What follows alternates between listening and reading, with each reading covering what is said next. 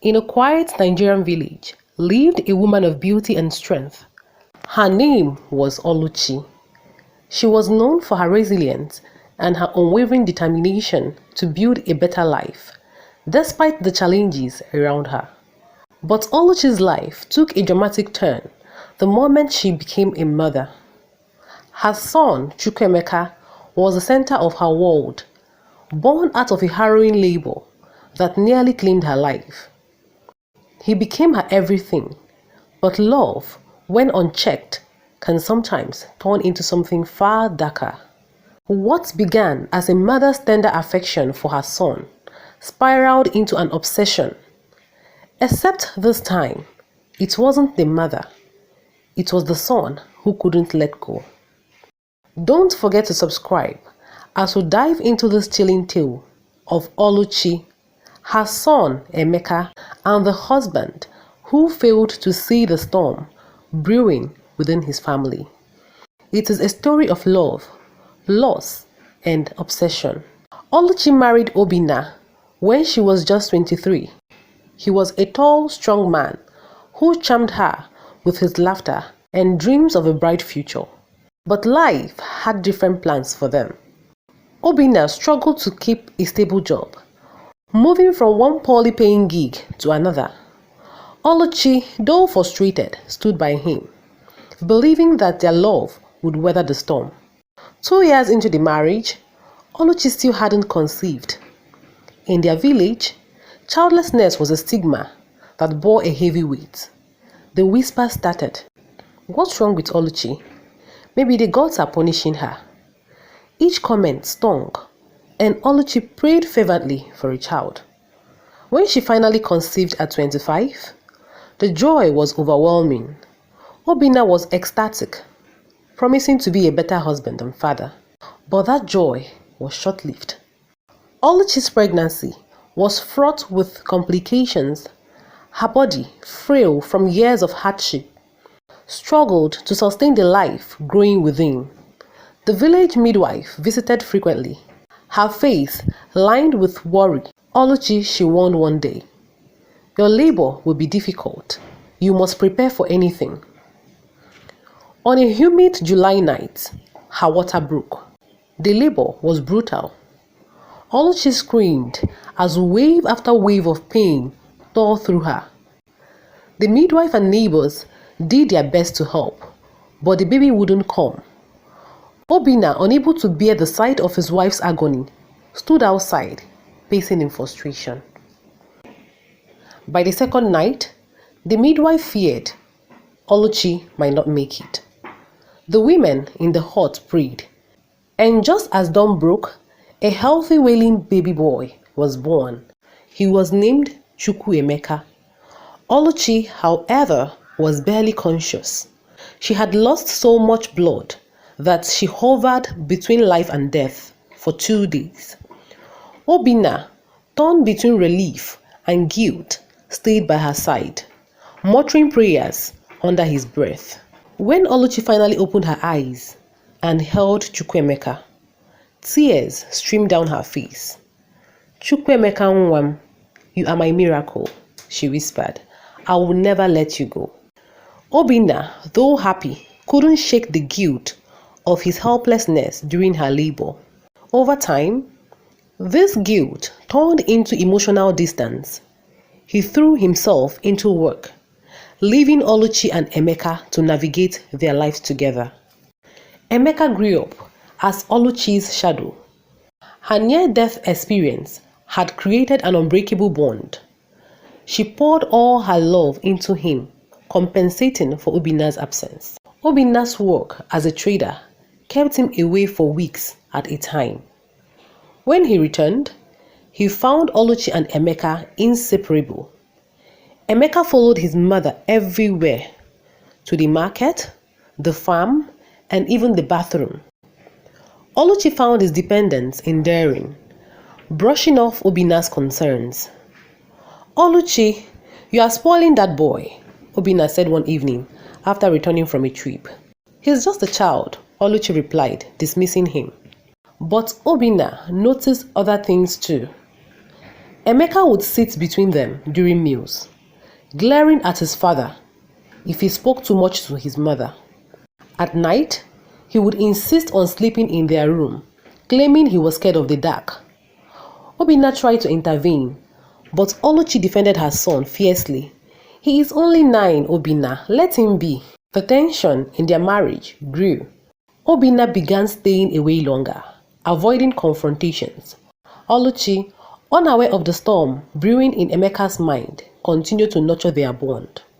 When Emeka turned 12, the first cracks became visible. He grew possessive of Oluchi, his mother, often interrupting her conversations with neighbors or her younger sister, Ngozi. One afternoon, Ngozi visited. As she and Oluchi chatted, Emeka burst into the room. "Mama, come and play with me." "I'm talking to your aunt," Oluchi said gently. But Emeka persisted, pulling at her arm. Ngozi shook her head. "Oluchi, this isn't normal. You need to set boundaries." Oluchi laughed nervously, brushing off her sister's concerns. But later that night, when Obinna returned and tried to hug Oluchi, Emeka pushed himself between them. "Leave Mama alone," he said, his voice cold. Obinna was furious. "Oluchi, you need to fix this. This boy is out of control." But Oluchi, torn between love for her son and her husband, chose silence. By the time Emeka was 16, he had become a handsome young man, but his world revolved entirely around his mother, Oluchi. He refused to make friends or interact with girls his age, focusing solely on his mother. Obinna returned unexpectedly one night to find Emeka arguing with his mother. He had grown tired of his own guilt and absence and decided to confront his family. "What's going on here?" Obinna demanded. Emeka glared at him. "You don't belong here," he spat. "You abandoned us." Obinna was furious. "Oluchi, this is your fault. You've let this boy become a monster." Emeka lunged at his father, but Oluchi stepped between them. "Stop it, both of you," she screamed, tears streaming down her face. The confrontation left the family shattered. Obinna packed his bags and left again, leaving Oluchi to deal with the fallout. Obinna, now barely a presence in their lives, found solace in another village, spending more time with another woman he had secretly started seeing. Oluchi, unaware of his infidelity, believed he had simply given up on their family. Emeka's behavior became increasingly troubling. He started skipping school to stay at home with his mother. One day, when Oluchi suggested he bath on his own, he refused. "I like it when we are together, Mama," he said. Oluchi felt a pang of unease, but couldn't bring herself to force him. Emeka's obsession with his mother deepened after he turned 18. It wasn't just the attachment, it was the way he hovered around her, the way his moods shifted depending on who she spoke to, and the way he seemed to resent even the smallest intrusion into their lives. One day, Oluchi decided to visit the market alone, a rare occurrence. Emeka had always insisted on accompanying her, but she needed space. She assured him she wouldn't be long. "I'll be back in an hour," she said, patting his shoulder. Emeka watched her leave, his jaw tightening. The house felt empty without her. Minutes felt like hours. When she finally returned, Emeka was waiting by the door, his expression dark. "Why didn't you let me come with you?" he demanded. "Emeka, you're a grown man," Oluchi replied, trying to stay calm. "You can't follow me everywhere. I needed some air." "You don't want me around anymore, do you?" His voice cracked, and his eyes filled with tears. Oluchi froze, unsure of how to respond. She placed her hands on his shoulder, trying to reassure him. "That's not true. I love you, Emeka. But you need to understand, I'm your mother, not your possession." Her words stung. Emeka retreated into his room without another word, slamming the door behind him. That night, Oluchi found herself awake, staring at the ceiling. She replayed the day's events, realizing that Emeka's behavior wasn't just protective, it was controlling. She resolved to speak with him the next morning. But the next morning brought another incident. Oluchi's sister Ngozi stopped by for a visit. As they chatted in the living room, Emeka appeared, his face a mask of irritation. "Mama, can I talk to you?" "I'm with your aunt," Oluchi said gently. Emeka's gaze darkened. "It's important." Ngozi frowned. "Emeka, can't you wait?" Emeka ignored her. "Mama, now!" Oluchi excused herself, following him to his room. Once inside, Emeka burst out. Why do you let people come here and take your attention away from me? We don't need them." "Emeka, this is not normal," Oluchi said firmly. "You can't keep behaving this way." "You are all I have," he whispered, his voice trembling. "If you don't need me, what's the point of my life?" Oluchi was stunned. She realized then that Emeka's attachment to her had crossed a dangerous line. Overwhelmed, Oluchi called Obinna. Though their marriage had become a shell of what it once was, she knew she needed his support. Obinna was hesitant, but agreed to come back to the village.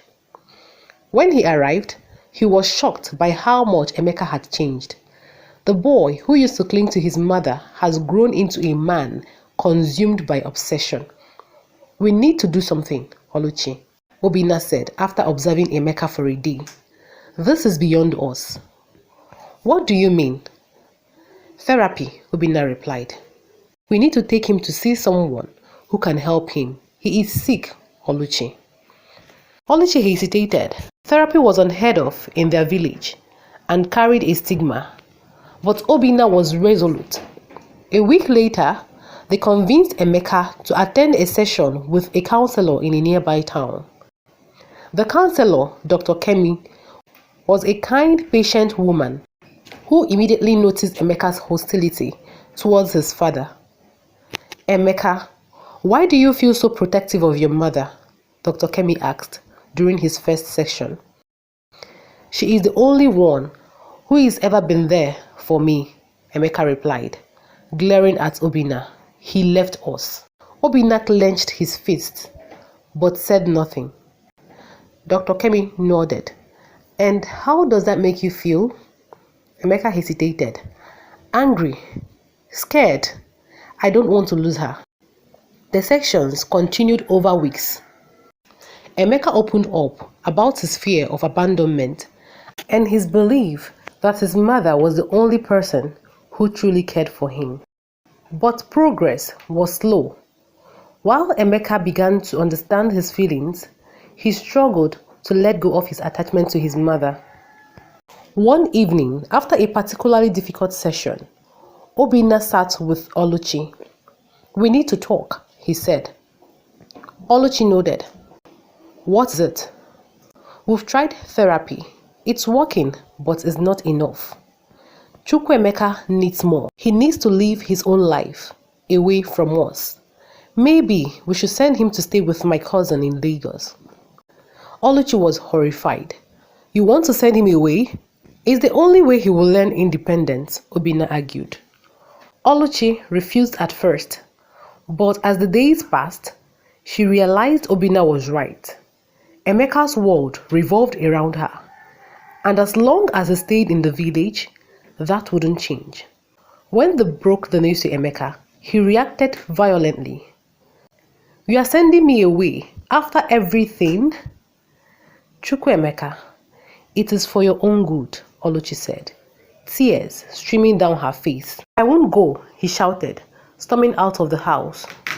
That night, Emeka did not come home. Oluchi and Obinna searched the village, asking neighbors if they had seen him. Panic set in as the hours passed. Finally, just before dawn, they found him sitting by the river, staring into the water. Emeka, Oluchi called softly. He turned to her, his face tear-streaked. If you send me away, I will have nothing. Oluchi hugged him tightly. You will always have me, Emeka, my son. But you need to find yourself. You need to live your own life. The day Emeka left for Lagos was the hardest day of Oluchi's life. He refused to look at her as he boarded the bus, his anger palpable. Months passed and Oluchi received occasional updates from Obinna's cousin.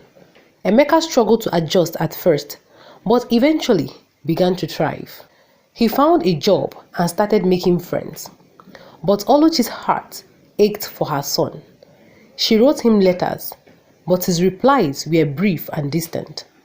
She hoped he would one day understand that her decisions had been made out of love. Years later, Emeka returned to the village a changed man. He hugged his mother tightly, tears in his eyes. "Thank you," he said. "Thank you for letting me go." Oluchi smiled. Though her heart still carried the scars of their painful journey, she knew their bond would never be the same. But she was grateful that Emeka had finally found his own path. This story of Obinna, Oluchi and Emeka showed the love, sacrifice, and the difficult choices that come with parenthood. Oluchi's tale served as a cautionary reminder of the importance of boundaries, the dangers of unchecked obsession, and that sometimes the greatest act of love is letting go. Be a part of our growing family by subscribing to our channel. It will keep you notified when beautiful stories like this are uploaded. Your support means the world to us. Love you.